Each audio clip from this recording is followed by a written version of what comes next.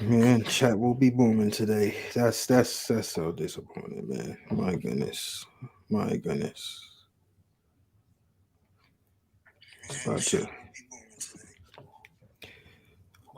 oh man. Yeah, yeah. Wait till everybody gets in here.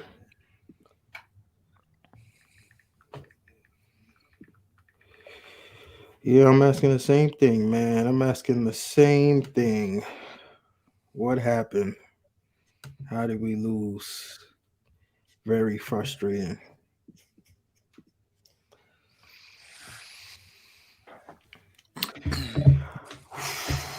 Man, yeah, man. Keep on coming with the comments. Good evening, good evening. Not a good evening, terrible evening. Oh man. Yeah, I see Facebook is booming right now. Well, yeah, as I say, I'll get the ad reads out the way quickly, Ryan, just so we get rid of those. This show is sponsored by TickPick. Shout out to TickPick. Use 15%. Use the code Duke Nation on TickPick and you get a free discount on tickets. Shout out to the Devil's Den. Please subscribe to the Devil's Den. I know those boards will be booming. They'll be booming today because we have a lot to talk about. Duke suffers their first ACC loss. I'm here with Ryan. I'm here with my guy Russ. I am trying to look for the video to play. There we go. Nobody outside of Kentucky cares about that rivalry. Exactly. Who cares about Who wins 2015 or 2010? And everybody is saying 2015. So just got back up here, John, a couple days ago. So been in the gym a little bit. Me and Joey been in the gym working out together. As Duke fans, as Duke coaches, but I get excited over there, even in my suit. I'm grabbing Coach Tyler's leg, like.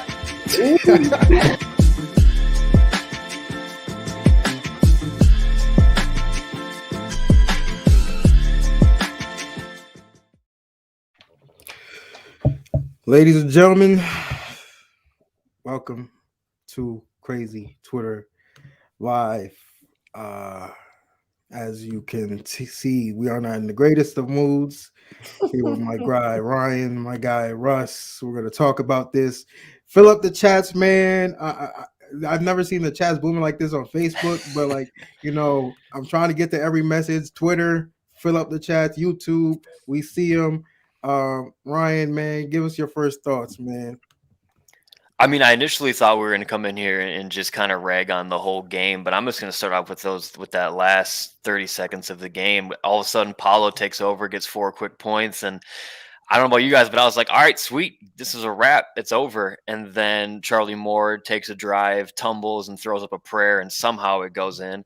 And then it was almost just like summed up the entire game. A couple lucky bounces that they had, and then the free throw comes, and we don't box out. We are a much bigger team than them, and we let them get a rebound like that off of a missed free throw, and then it just kept going on the line. And then they drive the paint, and they had how many points in the paint did they have? I thought it was upwards of 40 or so, and they just kept. And they did the exact same thing to end the game. They got a drive into the lane, got it up over our bigger guys than them, and the ball went in. And then to end the game, I just can't imagine. And we were talking about it before we started. That there's no way that's your play call. I mean, that's. Are you talking about with the 0.7? Yeah, with a 0.7 left. And I know you might disagree with me there. Yeah, I but disagree. I already disagree. But the same thing could have happened if you just give it to Paulo in the post. He literally takes the pass, turns, and shoots, except you're 15 feet closer to the basket. Like, why not try to play like that instead of having Keels take a long 3-pointer? I'm not saying I don't hate that shot, like, in general, but I just hate the way that we went after Keels after him and multiple other guys had just been cold all night. Go after Paulo, who just got you on that 4-0 run quickly and back into the lead. Go back to him and give him a chance in the post with a quick turnaround. And I like Paulo turning around in the paint more than Keels at NBA range. So but here's why I disagree. It's 0.7. So 0.7, you take any shot, you could get a good look. It's not, you can't really plan for a 0.7, especially because they're probably going to be looking for the lob to the rim. So you have to kind of take any shot which you get. The shot I was mad about was Wendell's pull-up 3. I felt like that was unnecessary. He wasn't in a rhythm all game. If he was going tonight, if tonight was his night, I'm completely fine with that shot. But the way you shot the ball the whole game, that was a terrible shot. Got to get the ball inside. There's a lot I gotta say, so I'm gonna let Russ go before me. So go ahead, Russ. Yeah, I mean the Keels drive on the possession before, where he just kind of like threw it up just to like see what would happen. Before the Moore one at that, there just wasn't play calling at the end. It was just go out there and do something, which we are a little bit used to at this point. I mean, generally that does work for Duke way more often than not because we have a significant talent advantage. It didn't tonight.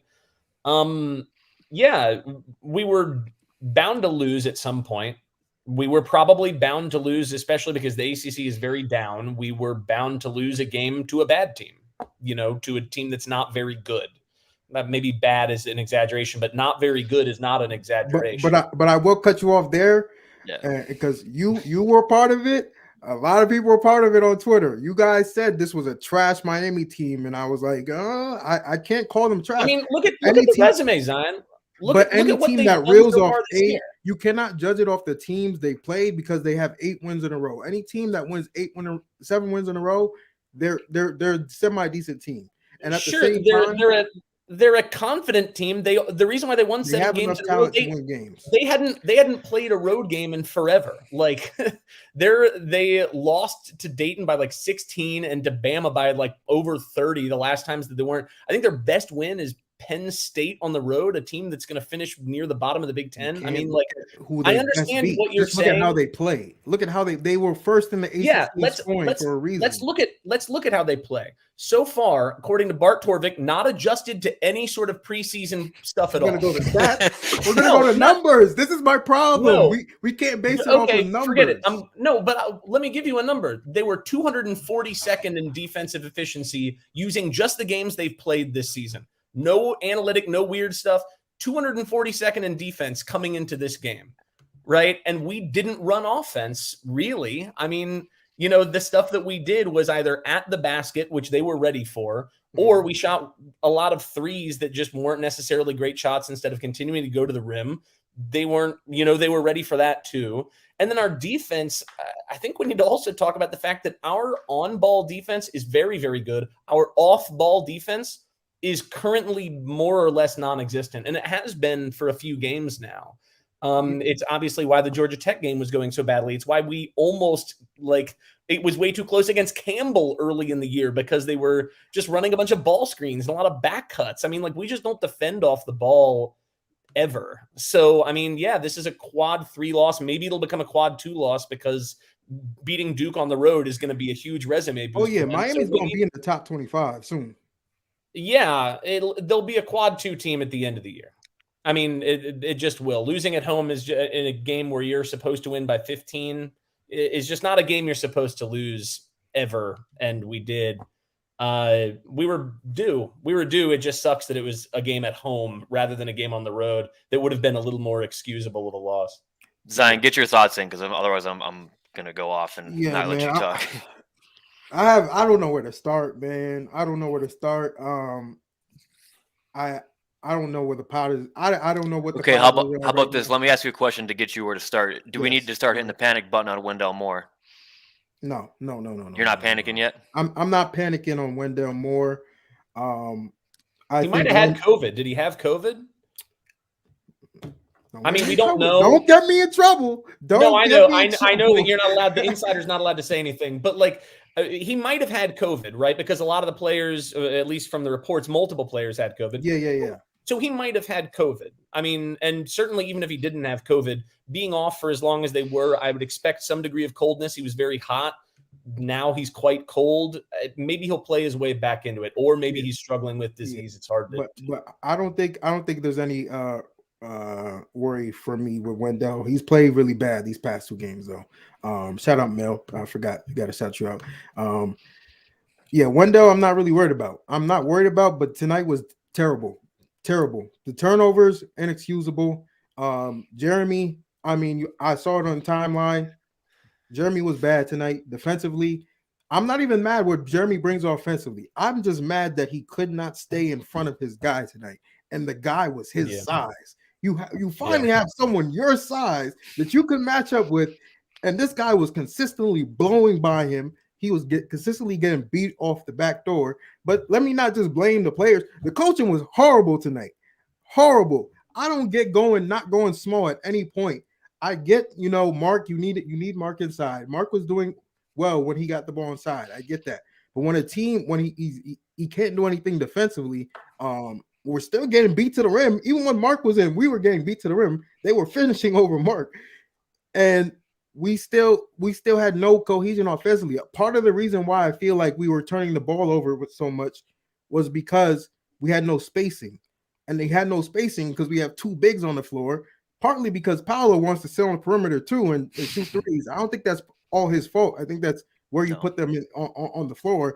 So this was an all-around terrible performance from everybody, from the point guards, the guards, to the bigs at some point. I think Paolo gets a little bit of a pass here because he still put down, some type of production, but the coaching wasn't good.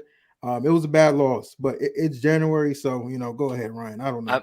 I'm a little worried. I am a little worried about Dell. He did. I didn't even realize this. He ended up having a double tonight, so I'll give him props for that. My concern is the body language. You can tell when he's missing stuff. You can tell he's disappointed in himself. I'm not saying he's lacking confidence completely in himself, but you can just tell. And I think that, Zion, you mentioned it, that his 3-pointer at the end of the game that he took, I think that was like a way for him to try to get that confidence back. If he nails that shot, he's wipes out everything he just did the last 2 games. I think that was him feeling like he could be the leader of the team and take over and prove to himself that nothing's wrong. And I didn't hate it for that reason. I hated it because Paulo had kind of just been going on his own little run there. But yeah, and then somebody mentioned it, and I'm not looking forward to the coaching change. I'm not going to say that. I'm going to miss K flat out. But there seemed like there was no game plan going into this. They just kind of went in and said, we're going to wing it. Miami is a bad team. We're going to come in to Cameron with the students back, and we're going to take care of business. And then the in-game adjustments, at one point, they went to a 2-3 zone to try to stop those backdoor cuts on a Miami team that can rain all night long. Let me cut you off there before with that 2-3 zone, because that pissed me off so much. Because I was sitting in the game with my brother here, and I said, why are we in a 2-3 zone? Charlie Moore, if some of y'all listen to the podcast that we do, I said it on the podcast. Charlie Moore can shoot from half court. He could shoot for half court, and that's exactly what you want. We went into a zone against a team that just scored 90 points on Syracuse. Yeah, who plays zone all game? Exactly. Yeah, I mean, so what are we doing? But you know why we went to zone? It was desperation. I mean, my desperation.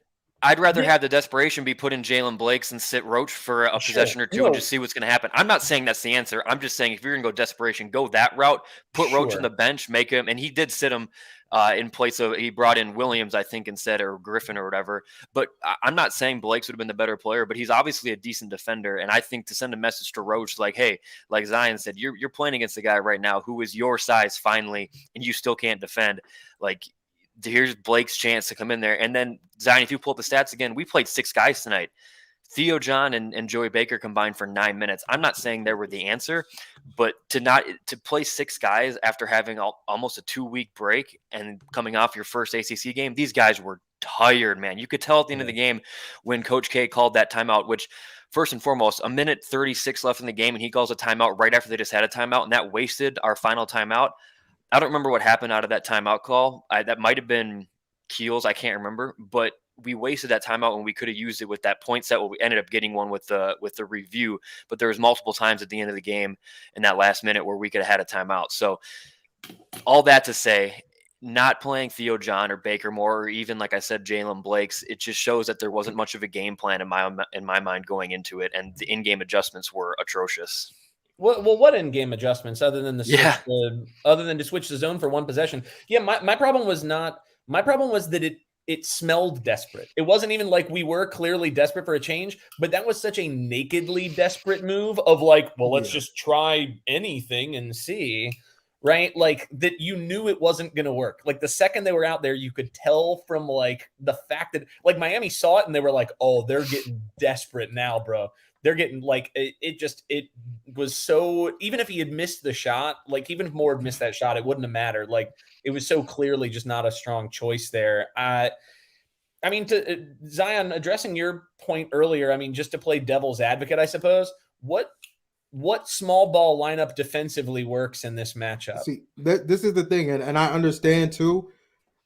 Joey Baker, obviously, maybe I didn't see him enough in the 6 minutes to really know. But if Coach K felt like he couldn't play him, then I get maybe not going small. But at the same time, we were getting cooked defensively. So Charlie Moore. I think Keels did a way better job on Charlie Moore than Roach did, obviously. Sure. So you put Keels on Moore, and I think you put Baker on Wong, because Wong, you could give him the jumper. McGusty and Moore, you can't really give them the jumper. So if you put Baker in and essentially put him on Wong, you just live with Wong if he starts torching you from deep. But I think you still have to try it out, because offensively we just had nothing. We had nothing going. I think we tried it a little for a few minutes there, and those were the last times we saw him. I mean, like, I'm not saying that we shouldn't have tried more things. We obviously should have. I think not having sort of a backup wing on the bench, just somebody to even just give some spell minutes there, because if Joey's in there, Joey might be arguably the worst off-ball defender we have. Like, I love Joey, but like, I think that's probably fair. And we were getting cooked off ball anyway. So, I mean, if we put Baker in there, then Larrañaga is going to immediately adjust and do two things. One, get a bunch of switches so that they can get more on Baker ISO, or just continue to run those back cuts. Joey's asleep. Somebody pointed out in the comments, AJ was asleep on the cuts a lot in the second half. Paolo was asleep on the backdoor cuts in the second half. I mean, I just don't know that there was going to be a solution. And here's the other problem with Miami specifically. We've seen this game tape before several times over the past decade, right? Angel Rodriguez did this to us. Shane Larkin obviously did this to us, right? These little Miami guards and Larrañaga's very back cut intensive program. We just are, for some reason, never ready for the fact that Larrañaga likes to run a bazillion back cuts and likes to let his point guard do a ton of stuff for us. So, like, I don't know why Larrañaga is just Coach K kryptonite to some extent recently. I mean, it's pretty baffling, but it is what it is, I suppose. I do have a point, two points to make, or a point and a question here. My first point is Trevor Keels' start ACC play has shot the ball more times than Banchero in both games. He shot 12 last time, or 12 last time and 11 this game, and Paulo's been 10 and 8. So my first point is I think that needs to flip-flop, and I still think the only person on this team that should be shooting the ball more than Banchero, where it's acceptable, is Wendell Moore, obviously. My question for both you guys, and I don't even know if I have the answer to it just yet, but is the Williams-Banchero front court experience, I don't know if it's working. I don't know if it's going to be what works come March either. So I guess my question to you guys is there a way that those two can coexist? Because Zion, like you alluded to earlier, the reason Banchero is on the perimeter is because Mark hogs up the entire lane. And that's what Mark's supposed to do. That's what he's down there for. But Banchero's strength is being in the post and bully ball and not sitting out on the perimeter. Because when he does and he tries to make drives to the paint and get to the basket, he's always dishing it out. He can't normally he can't get his own shot from there. I will say he can take it into the paint and get it, but not from the perimeter. You don't normally see him going from perimeter to rim and getting the ball in the bucket. So Zion, what do you think? Do you think these two can coexist down there? Or do you think this has to be some sort of, I don't know, give and take? I mean, I think they could coexist. I just think it's just dependent on matchups. And this matchup, to me, like coming into the game, everything we pretty much all of Twitter said it. They go small, so like it's gonna be hard at times when we're playing so big and teams are playing so perimeter oriented that sometimes you're just gonna get beat. I mean, and tonight they had to kind of live with it. In my opinion, they still should have went small, but at the end of the day, I think they made enough plays to still overcome, being a bigger, slower team, but. It's dependent on matchups. I agree. Banchero tonight had the quietest 20 points I think we've seen by a player all year. I still, and obviously I know it's not likely or possible, but Banchero could put up 30 a night. Could he not? If we played through Banchero and Banchero was the focal point of this offense, there's no reason why, and maybe defenses would adjust and everything, but this guy could get 25, 30 a night if he wanted to. I mean, tonight he the efficiency 6 of 10 and then 6 of 7 at the line for 20 points. What? Get five, 6 more shots up, and you got a 30-point game, and I don't think this is even close. Yeah, and then we win. Yeah, Ryan, to answer your question, I think it can definitely work. It just requires actually running plays like for them, right? Yeah. One of the best plays of the night, obviously, was Paolo got the ball like maybe top of the key elbow area, drove in. Mark set like a little screen for him. He dumped it off to Mark, and then Mark dumped it back to Paolo, who was then open for the easy shot at the rim. Like, just because Mark is in the dunker spot at the rim doesn't mean that everyone needs to be on the perimeter. We can play Paolo at the elbow some. We can do some stuff where Paolo has the ball at the top of the key, and then we run some pick and roll, which I know like Kay basically never does. But like we can run some pick and roll between Paolo and Mark. That way Mark is up at the top and then he's rim running, which is the exact role he'd be playing in the NBA anyway, right? Like there are plays that we can call and then execute in order to make Paolo and Mark incredibly efficient together on the floor, at least offensively. I think your question is valid, and can it work in March defensively?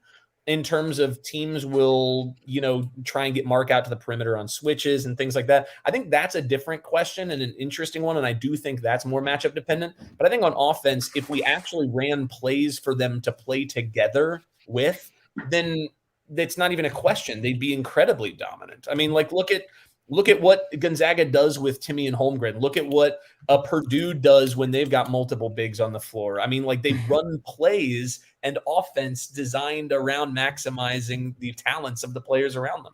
I think we could do that. We just haven't been doing it consistently. I do want to get to a lot of the fan comments, since we have a lot of them. I want to this recent question: would you like to see AJ Griffin get more minutes than Roach? What do you guys think? This from Twitter. Shout out to JDog0310. Yes. Yeah, at this point, I think it's a no-brainer. Yeah, but I still don't think you start AJ over Roach. I like the lineup still going forward, but I do think the lineup is matchup oriented. Like tonight, I still feel like AJ probably should have had the starting spot. It just made more sense. But the way the game went, Williams still got minutes, and I agree. I will say that last week, I think I responded to somebody on Twitter saying we don't need to change the starting lineup because there's nothing that has gone wrong all season. So tonight kind of. Also, what was that person watching? We've had games that were too close in the first half several times so far this year. I mean, but to the point that I don't think Roach did enough to get benched. And not from the starting lineup. No, it's not about Roach doing enough to get benched. It's about AJ doing enough to earn more minutes. I mean, like AJ has just 100%. Improved so much 100%. That it's not a knock against Roach or Williams or whoever would be benched in favor, or Keels, 100%. Whomever, right? And I personally still wouldn't start AJ. I think AJ still, you need that spark off the bench. But I think at this point now you have to start decreasing Roach's minutes a little bit, upping AJ's minutes a lot more, because I think we've still seen, even tonight, Jeremy got 32 minutes. I don't think we need Jeremy playing 32 minutes. No. But, if we need to make a change eventually, then so be it. But like this is a bad loss. But I see a lot of people in the comments saying, Zion, can you put up the stat sheet and so we can see what the minute distribution was today? I see a lot of people saying, 2015 had a bad loss in January too. But I think in January it's now just set in stone. Duke is gonna have bad losses in January. Yeah, it's just impossible not to avoid it, especially for a young team.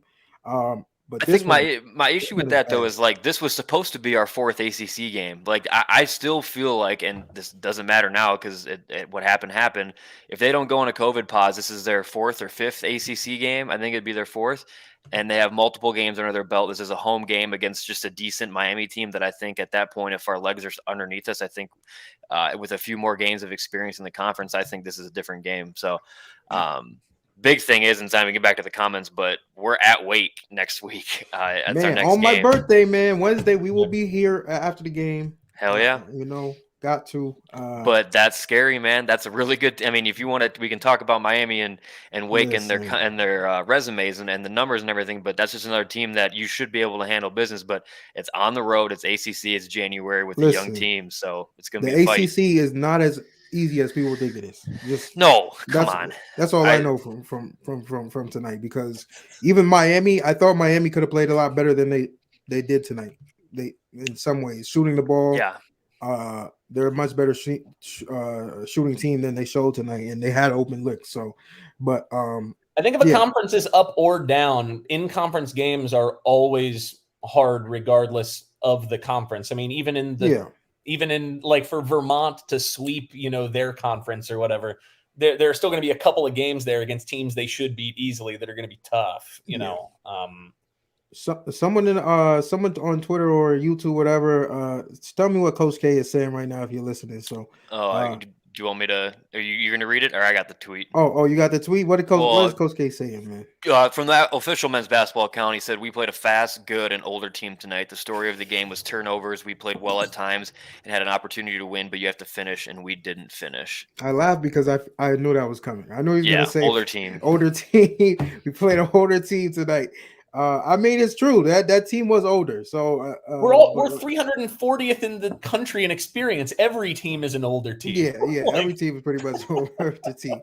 But conference games will definitely put a bullseye on our back every time. We're still Duke at the end of the day.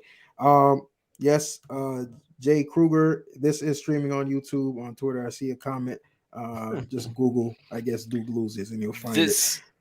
This is an interesting thing. I didn't realize this at the end, but Mark Williams was not in the game during that last 30 seconds when they drove to the lane when they were down 1 and went up 1 on that layup, and I think on that Charlie Moore one as well.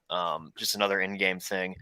Larinaga is chalking this up as just any other game. He said, "My players are thrilled, but I know as a coach that this is one of 20." So, oh man, just a slap to the face, a nonchalant slap to the face. Hey, but let's be honest, Larinaga 7-7 in the last 10 years against Coach K. Man, he does beat us. Can't say he owns us, but like that's close to owning Coach K. Or Coach K, that's better. That's probably better than Roy Williams.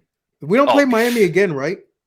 I don't think so. Dang, he's going to finish a 500 record against Coach K. That's unacceptable. No, that's since 2011. I don't know. Since 2011. Okay. Yeah, but before that, he was at George Mason. Like, I'd be surprised. Oh, sure. Then he probably hadn't. But I guess the one thing that like everybody just keeps that we kind of forgot to mention is just the turnovers. Like, I mean, this game isn't close if we just take care of the ball. I mean, I know that's obvious, but I think that's what makes me not as concerned going forward is. That's not like us. We average 8 a game, and tonight we were up over, was it 20 or 17 or something like that? Man. Like, I mean, that's this, and Coach K alluded to in his press conference, I guess, is that's what this game comes down to, right? Is we just didn't take care of the ball. If we cut that in half, that's even more than our season average already. But they scored so many points off turnovers that if we just cut those in half, and I have all the confidence in the world that we will going forward. But that's where we lost the game if we really want to see what it comes down to. What's funny is our turnover rate after today's game for the season has dropped all the way down to 8th in the country. I mean, like, we're still like very, very good at taking care of the ball. I don't know why we made Charlie Moore, who has been in all of the teams he has played for, a bad defender everywhere he's played. And tonight he looked like an all-conference defensive player against Duke for reasons beyond my comprehension. Back to the comments. My guy Kyle, I feel like this is pretty not self-explanatory, but shout out my guy Kyle. What's up with Theo? Why is he in the doghouse? I just don't think he brings a lot offensively. Defensively, he's okay. I mean, we're good for 1 to 2 hook shots that just hit nothing but net at the beginning of the game, and then it's kind of like he just kind of fades away. I was kind of shocked he didn't play more tonight, especially alongside Paulo. I think I'm not sure that Mark was doing more than what Theo could have brought, just besides being a big body in the paint, because they didn't have a big body in the paint, even in matchup against Theo. So I was surprised we didn't see him more. I don't know if maybe he had back issues or something, because he never came back into the game, especially in the second half. So he could have had tightness in his back or something. But I was surprised we didn't see him more. I wasn't. I personally wasn't, just because I felt like this game we were going to play small, but I mean, we still ended up playing Mark Williams 27 minutes.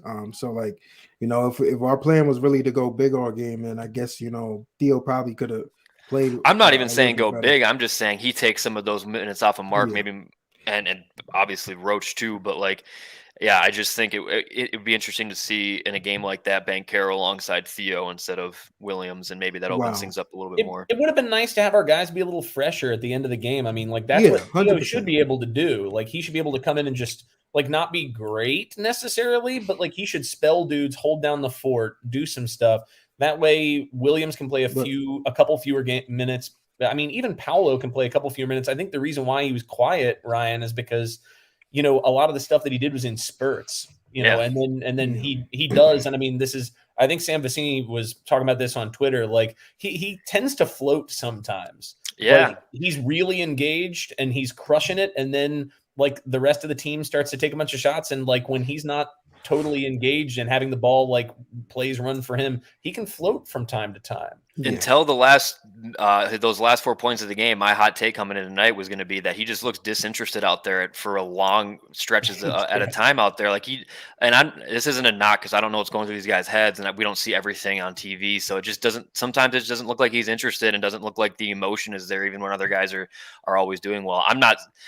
Dude's a baller, like obviously but it was concerning for parts or long stretches of the game, just seeing him and even Wendell's body language out there. It just seemed like they were bored or defeated. So, but then he did those two and he was fired up. So that was good to see. I will say I didn't even know. I honestly didn't even know Mark had 6 blocks. Shout out to you, Mark. That's he had a lot. Yeah. We were still getting beat inside, but definitely respect to that.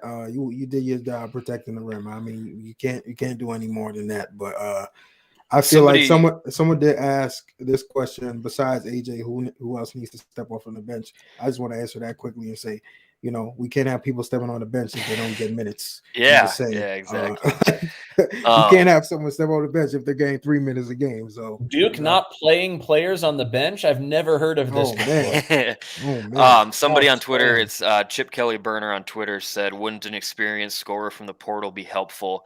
And I say yes, but I also say no, because Keels is supposed to be that guy. So I think that's where and this is going to sound stupid, but unless Griffin can pick up Keels' slack going forward, like I think that for Duke to make a big run in March and later in the season and be a top seed in the tournament, Keels is going to have to step up in a big way going forward. We can't have the same Keels we've had the last few weeks of play. Those 3 non-conference games in that 1 week that we had, I'm pretty sure he played quite well, but now the last 2 games hasn't been the greatest from Keels, and we need him if he's going to be putting up shots with the numbers that he has been. Those shots are going to have to start falling, and soon, if this team doesn't want to have another night like tonight. Yeah, I also think that like getting scorers from the portal, 2 things there. One, if it's a really, really good scorer, they're probably going to go somewhere where they're going to get automatic minutes, and they're probably not going to get that here. Like somebody who's going to come here has got to be willing to take the role that potentially means they're just not going to play very much. And most of the ones who are really going to be effective in positions like this just aren't going to come here. And secondly, I mean, look at teams like Texas or some of the other ones. There are guys who are top flight transfers who, when they switch teams, it just takes time and the efficiency is just not there. I mean, like there's no guarantee, even if we did have a dope scorer from the portal, that he would be as good as Keels, that he would be as good on offense as Roach. I mean, I don't think the portal solves anything. I think we have enough. I think we just didn't get it tonight. I mean, we got 2 of 11 from Keels, 5 of 12 from Wendell, and then Jeremy was 3 for 8. But the turnovers, like I think you cut the turnovers in half. We win by 7. We win by 8. Cut 4 of the turnovers Yeah. and we win by 7. I Like, mean, yeah, like it can't be that simple, but I mean at the same time, you gotta adjust too. When those things are happening, you gotta adjust. I don't think we did anything to adjust. Or we tried and it just didn't work every move we had. But man, I am pissed about this. I am pissed about this, but it is January. It is January, man. Yeah. Hold on. Someone said this question. Not after playing 6 minutes. Man. No. Yeah. No. I mean in a situation where he had played like 10, 15 minutes and had been playing at the end of the game, maybe, but no. If we're asking that question, then we don't deserve to win. I mean, like, I love Joey, but it's the first half. I was complaining about the first half, like on Twitter. The last several years, our first halves, especially for the first half of ACC play, we basically never cover the first half spread ever. In the first half of the ACC season for first half spreads, you can go back through time and look at it. Like if you're a gambler, you need to be fading Duke first half. Bro, it's funny that you say that because I mean I'll say it in public. The New York sports betting became legal today, so I said let me dive into a little bit. I had Duke, I had Miami plus 15 because I didn't think Duke was gonna blow them out. Sure. And I had the over, which was what 152. Yeah, I thought your over was the safer of the two there. I was like, that's a lock, man. You should have taken that first half, Miami, whatever the spread was for the first 17 half. 17 turnovers. It cost me about $400, man. But you know that's welcome to sports gambling, my man. Yeah. Welcome. if we really want to win the ACC ever, like we've got to play better in first halves. Like we just have to. It's been true for several years now. It's still true now. Like it's one thing to have a slow first half against out of conference teams, but guys like Larinaga, guys like if we're playing at Clemson, if it's Leonard Hamilton, I mean, like these guys have played against K enough at this point that if we are slipping in the first half, we're not just going to be able to automatically blow them out in the second because they know how K adjusts. They've had to play K a lot. So we got to do better first halves. I mean, I don't even want to check the Twitter feed now.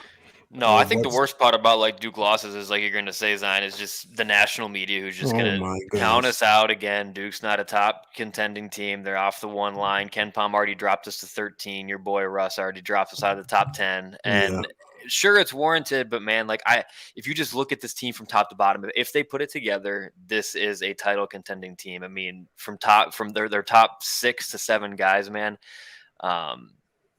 There's still a long way to go. It's a long season, but it's just like you said, Zion, the pain of these January losses when the media overreacts.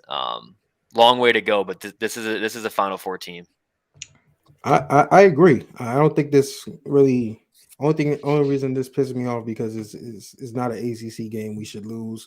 We got to shoot the ball better from deep. We just have to. Keels and Wendell. We can't have games where both of them are off. Yep. Like it's okay. Yeah. It's okay with one of them being off, and the other, having a good game, but both of them are off. We're gonna be put in a bad position every time, and especially in the ACC, where everyone's giving their best shot to Duke to improve their resume. Like you got to realize every ACC team that has Duke on their schedule is playing this game like a championship game because it's everything for the resume, everything for the season. It's a completely different vibe. It's a completely different vibe if we lose this game in Coral Gables, though. Like I think that's why I'm the most mad is we're at home. K now only has 7 more games left at Cameron Indoor. We're supposed to lose in Cameron. Like you're not supposed to, and to do it to Miami, I'm just gonna say it, a not very good Miami team. I'm cool with that loss on the road in January with this kind of game, but at home with the crazies back, like that's just what stings, man. It sucks. And like I said, 7 more for Coach K and Cameron, guys. It's crazy to think about. It's going to hurt the resume. I think that Moore and Keels, if they're both off, I think we can survive that if Paolo takes 18 to 20 shots. I mean, I wouldn't say that. I think that if we actually ran plays for the most talented player on the floor on a consistent basis, If I Paolo think we takes can 22 survive a lot. shots, I think about 7 of them are coming from deep. Probably. So, like, And it's maybe not going to be efficient. maybe you're right, but also if we're running set plays for him, maybe he's got more space to do some of those elbow jumpers and some of those other things. I mean, the lack of running like set plays for him is strange. I do wonder if Coach K did shout out Risa. She said if the players were tired, why didn't Coach use the bench more? I wonder if Coach K did say that post game. If he said his players were tired or gassed. I need to make sure, if we hear that, you know why. We know why. We know why, man. 37 minutes, 36 minutes, 35 minutes. That's a lot. That's a lot, man. I know we're young kids, but especially coming off, they're still not really properly conditioned. I don't think they are. It's going to take some time for them to get back into the shape they were. Can't really be doing that. But, hey, it's a loss in January. It's Duke. This happens. Yep. The sky is not falling. The last comment I want to put before we sign off here is somebody mentioned, Zion, that you are an official insider, and are you allowed to be betting on games? So is that legal? Wait, who said that? Who said that? Who said that? Who said it? Who said it in the comments? I don't know how to say it. At NITHINR_1 on Twitter. Man. All right, man. Y'all gotta cut it out. Man. But we don't. In fact, I probably shouldn't even mention that betting thing, but it is what it is. No, dude, it's fair. Well, yeah, we should. Yeah. But yeah, maybe. I don't know. I don't care, man. I do this for fun, man. This Wait, fun. Zion, look at that George Hooks comment. Put that up, this classic thing that comes up a lot. The old if we played more true road games, we would be, better at this point in the season. I don't feel that way. I was wondering what you two felt. No. I mean, if you want to just focus it on tonight's game, no, I don't think if we would have played more road games in November, December, it would have made this outcome different. I think the outcome of this game, besides the turnovers, was a 2-week break that we had right before conference play. After just getting off of basically a 2-week break, then we came back and played cupcakes. But I do think there's some merit to this at the beginning of ACC play. I think if you do challenge yourself on the road with a game or two more to start ACC play, you might be in a better spot than you would be if when you don't play road games in the non-conference. But for tonight's sake, no, I don't think that had anything to do with it. But historically, yeah, I'd say if you schedule yourself a road game or two in November and December, it does set you up to be a little bit more prepared for those first conference ones that are supposed to be gimmies, like the Notre Dames, the Georgia Techs, all those ones. So, in my opinion, we would have not played if we would have played 5 road games in December. Those games would have had no effect on this game personally. Right. Just because it's at home. It's at home. It's a different atmosphere. You're still playing a team that's so-called, underdog, not a really good team to the public. So I think it would have been the same result regardless of what they did in December, because I think they would have entered the game with the same mindset. But hey, it is what it is.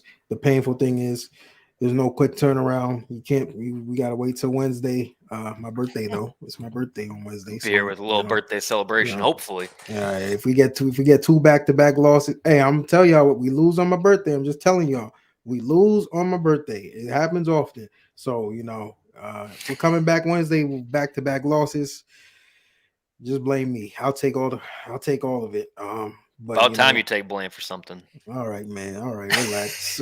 Wake Forest is a tough team. That's a tough team. They are very tough team. That's honestly the team I thought was going to be just off of what I've seen so far this season. That we're going to be like the biggest threat next to Carolina for us. So I agree. That's not an easy game. They need it now. They really need it now, just because we can't suffer back-to-back losses this early. Yep. And we need to win the ACC. So, we'll see. Any last thoughts from y'all? Any last, yes, Chip Kelly, another live Wednesday. Any last thoughts for y'all? I know I was pissed off this episode. So, no, man, just frustrated. We go through this every year with January losses, but they're normally ones that are on the road. and this one just happening at home, just it hurts even more, man. So, yeah, that's all I got. Huge quad one game on Wednesday. Must win. Oh, it's a quad one. We got It's a quad one. Quad one on Wednesday. Where's your boy Ken Palm? Where's your boy Ken Palm at Wake Forest? Oh, man. Quads doesn't have anything to do with Ken Palm. No, I know. I'm just curious where Ken Palm has Wake right now. Probably low because ACC is just notoriously Wake, under. 375. Wake 53rd. Wake is what, like maybe 5th, 4th in his relative, which I think is more or less where I would have Wake Forest, around 4th or 5th in the ACC. I mean, I think that's probably pretty fair. Yeah. Yeah. Someone did ask, where does Duke fall in rankings? Well, in the AP. Yeah. I mean, I don't know. I don't remember. Kansas I don't know exactly how. too. I mean, it's been a tough week for ranked Kansas teams lost in on the general. 5 maybe. I mean, I don't think we're dropping out of the top like 8. Yeah, I think we might see 7. Yeah, I think 6 or 7 would be where we'll get to. Who's the current AP? I don't know who the current AP player. I mean, Baylor won't drop. Yeah, Purdue won. They're fine. Zags are They'll fine. probably drop. Yeah, they'll probably put UCLA won today. I'm pretty sure. Kansas will fall. We'll be 5 or 6 out, or 6 or 7 probably. Yeah, it is what it is. Who cares at this point? But just win the ACC. Yeah, just win the ACC, man. Yeah. One more question asked. You guys think Coach K should have pulled from the 2010 team? Nah, I don't think we're a similar team to 2010 team. Just different. Because based off of number one, John Shire was a sniper. Nolan can shoot the rock too. Singler was a sniper too. Andre off the bench was a sniper. Andre off the bench was a sniper. Yeah, we had some shooting. And it was just a different era of basketball too. I don't think, right. We could live with, we played 2 bigs, Lance and Zubek, who weren't really perimeter threats at all. So I don't think we can really do that nowadays in college basketball. But yeah, I don't think 2010 works. Yeah, Zubek would have been picked apart defensively in the modern era. Yeah, destroyed. It is what it is. Yeah. I would like to see some like identity the way that 2010 had one, where we're like, oh yes, I can expect this type of offense on a nightly basis. I would like that. Yeah. We'll see though. Appreciate y'all for tuning in again. Go get your codes, get your tickets, subscribe to the Devil's Den. I'm sorry I can't do the ad reads as well today. I am just TickPick code Duke Nation. Go to devilsden.com, subscribe 247 Sports. Let's go. Yeah, what he said. We appreciate y'all. We'll be back Wednesday. Go Duke. Don't do anything sad tonight. Just go to bed. Just everyone go to bed.